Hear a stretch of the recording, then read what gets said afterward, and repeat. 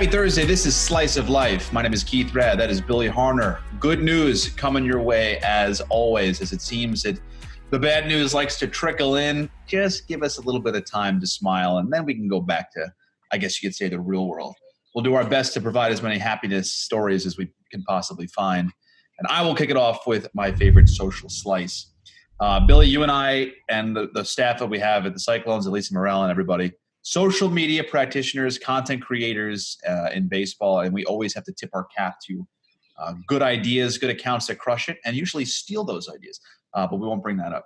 But the Seattle Mariners are one of those great accounts in baseball. It's pretty much well known that they rock it wherever they may be: Facebook, Twitter, Instagram, Snapchat, TikTok, if I was old enough to be on TikTok.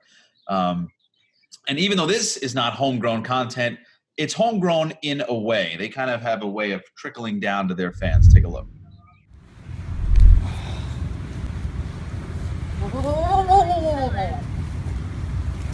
What?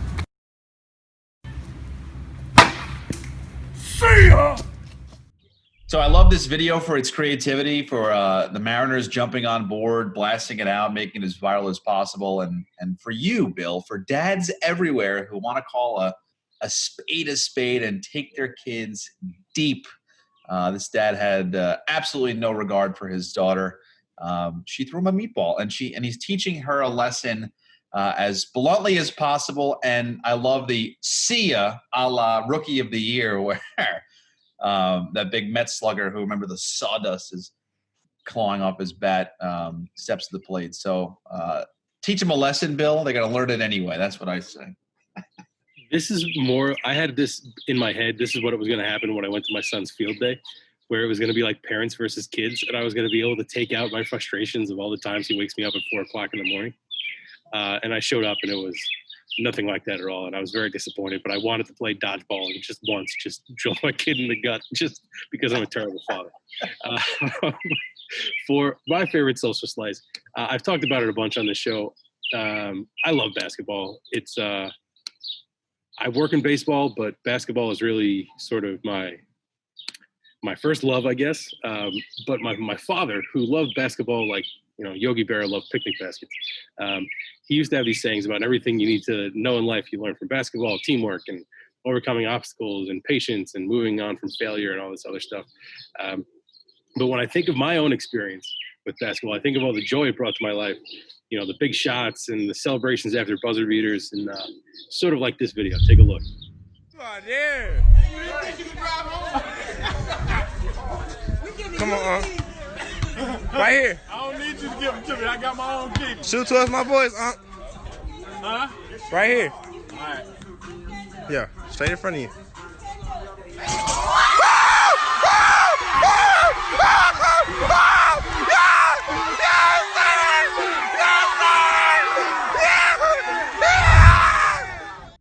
So this video is from last year, but it began recirculating on Father's Day this year. It's from a family gathering in Texas. Again, it's from last year. That's why there's no masks. Nobody, hunt them down and start yelling at them. Where Uncle David steps to the foul line. Oh, and he's blind. And he steps to the foul line and knocks it down on his first try. And the celebration is just as close to March Madness as we're going to get this year. So it also got me thinking, like, hey, Shaq, this dude's blind and he's knocking him down from the charity stripe. What's your excuse, man? Yeah, this is a great video. I mean, you heard the narrator of the video say, shoot it towards my voice, and that was all the guy needed, and boom, he knocks it down. So, wow, I can't believe you called out Shaq. Okay, we'll see what Shaq has to say about that. Chicken Parm Heroes, Bill, send us to the south side of Chi-Town. So I love this story because, like an onion or maybe an ice cream sandwich, it has many layers.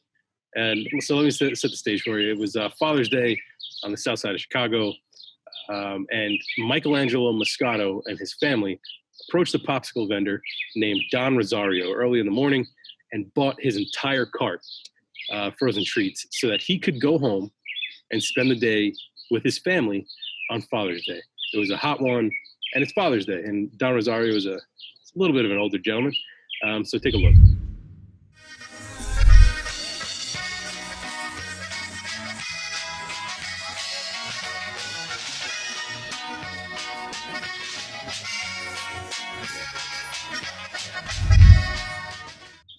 So that video by itself is a beautiful thing. It was posted on TikTok.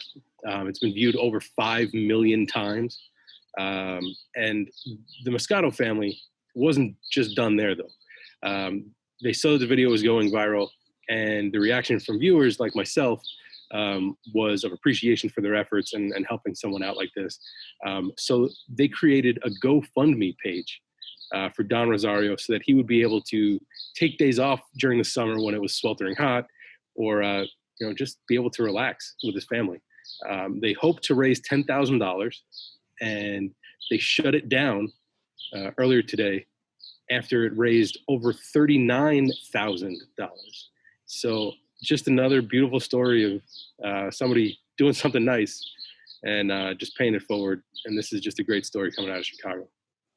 Yeah, I mean, you think about these things. Think about GoFundMe's and the internet, and how we have talked about it numerous times. The amount of fundraisers that kind of catch and go viral and then blast off. Everybody gets involved. I mean, this is the best. These are the good parts about the internet and social media. While you see a lot of bad posts or this and that, you have the ability to connect people from all over the place. People that don't even know this guy were giving money. So awesome story. And think about this older gentleman. He's still still dirtying his hands every day, still getting down and dirty to try to work for every single dollar that he makes. It's nice to be rewarded at the end there to get a massive $40,000 boost. I mean, think about that. That's absurd money for people who, he probably hasn't seen something like that ever in his life. So that's amazing. And if this guy's out there hitting the streets at 70 selling popsicles, like, this is probably what he's been doing his whole life. So having some time and not having to worry about money for a while, that's a very nice bonus for this guy to be able to spend some time with his kids and hopefully grandkids, everybody, and just enjoy life. Absolutely.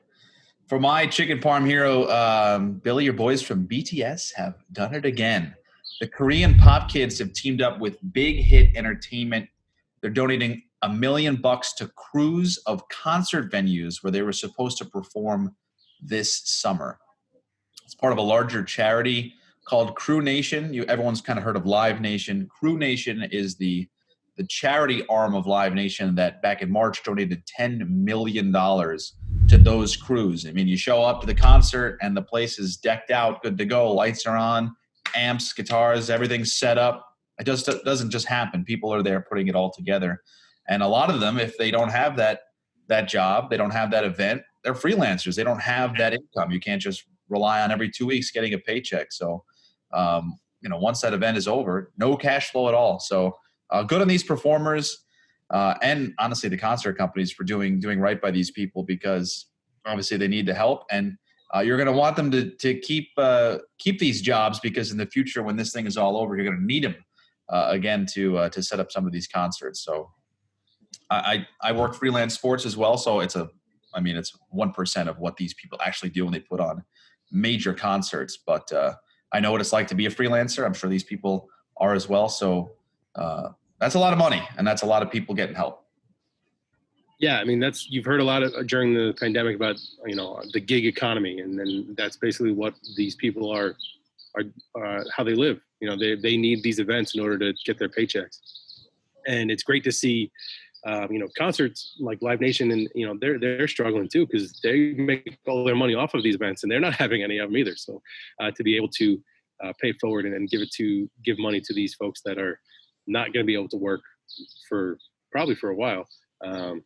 It's great to see, and good for them to hopefully be able to, fight their way through this pandemic and then get back to normal on the other side. Sports. We started this week on This Date in Brooklyn Cyclones history. You can check it out coming up in the next coming weeks to months, as our allotted seasonal time is en route. But Bill, today is a pretty sizable day in the history of our franchise.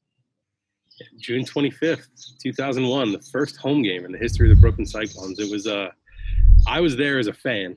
I went to the game with my family. My father was a Brooklyn Dodgers fan. His father was a Brooklyn Dodgers fan, and he had just passed away prior to 2001. So it was sort of a family gathering, family tradition kind of thing to get together and go see the Cyclones play for the first time in Brooklyn since the Dodgers left. So it it was pretty cool. I'd never been to a minor league baseball game before. We were sitting back in the day in the beginning of the team. There was section 19, section 21, and half of section 17 down the left field line had like bleachers, like aluminum bleachers, like we had in the outfield. So we were sitting in the back half of section 17 on the bleachers. I'd never been to a minor league baseball game before. Frankly, it was incredibly boring because they were losing 2-0 until the bottom of the ninth inning. But that changed quickly when a guy Edgar Rodriguez hit a 2-run home run to tie things up. And then in the bottom of the 10th, they won it on a sac fly from Mike Jacobs, who went on to play for the Mets and the Marlins and a bunch of other spots. So it was pretty cool. And I had no idea that, that day, or this day, I guess, 20 years ago or 19 years ago, 20 seasons ago, whatever you want to say, was going to be the start of something for me, because I started working for the team about 2 days later. And now here I am. So it was pretty cool. That first year was so special. It was, there are people that, had been like my grandfather, that when the Dodgers left, they swore off baseball.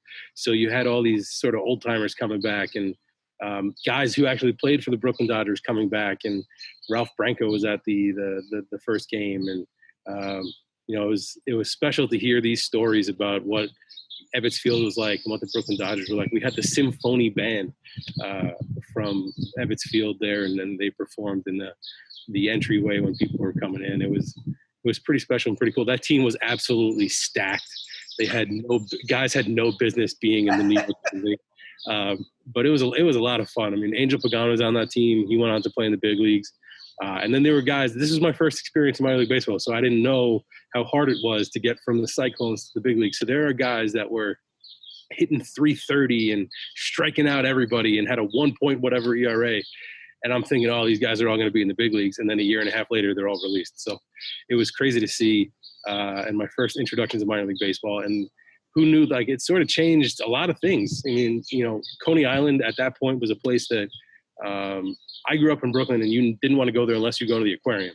And, starting with the development of Keyspan Park then, now MCU, has sort of changed the vibe around Coney Island. And it's now much more of a family-friendly, touristy, safe place to be, particularly during the summers.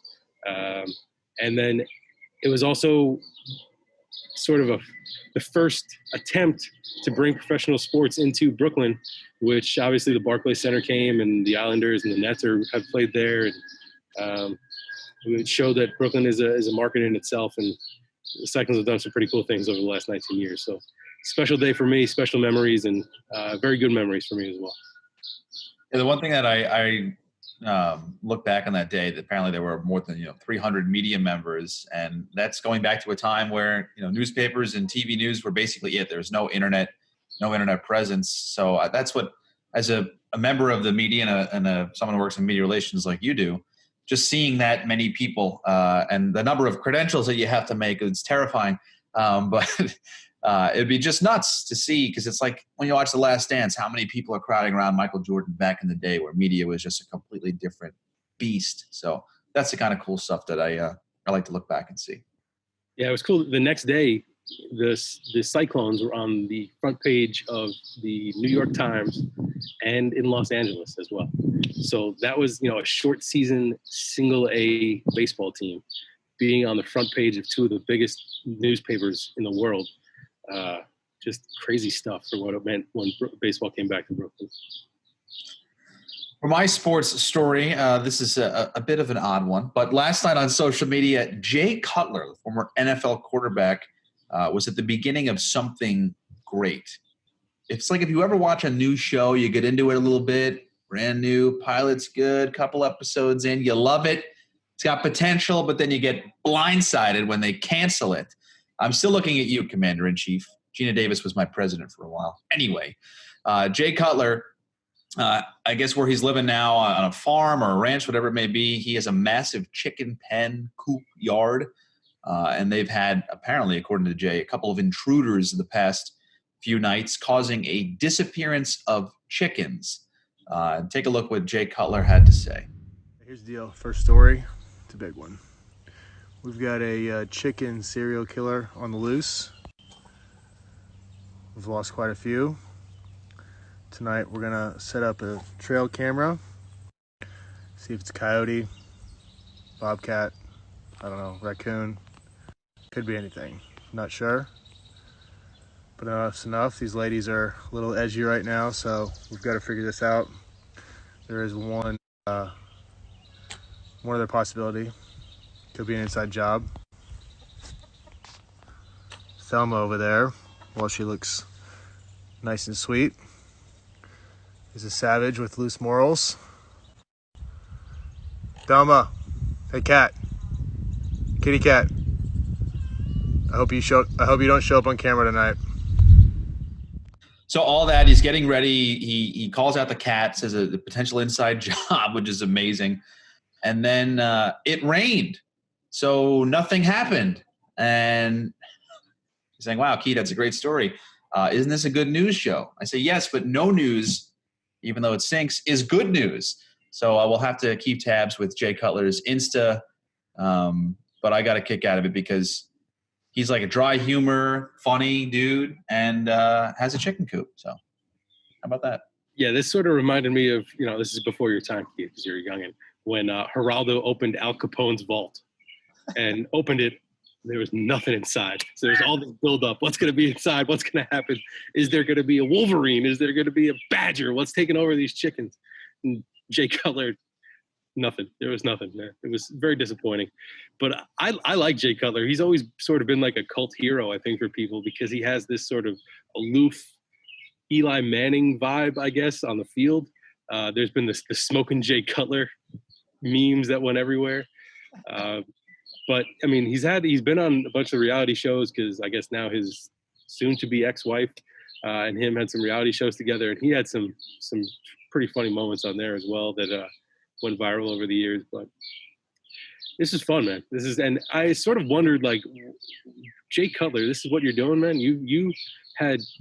He's had to make hundreds of millions of dollars in his career. He was a starting NFL quarterback for a really long time and had some really good contracts. And this guy is hanging out on a Wednesday night inside a chicken coop. I'm guessing he's someplace in Nashville. I think he went to Vanderbilt, so that's my guess. He's someplace in Tennessee. But good for him, man. Find fun someplace. We'll keep tabs on it. Just like we'll keep tabs on how many days in a row Billy and I wear blue shirts. So that's it for today's episode of Slice of Life. Hope you enjoyed it. We'll be back again soon. This is the only color I own. So.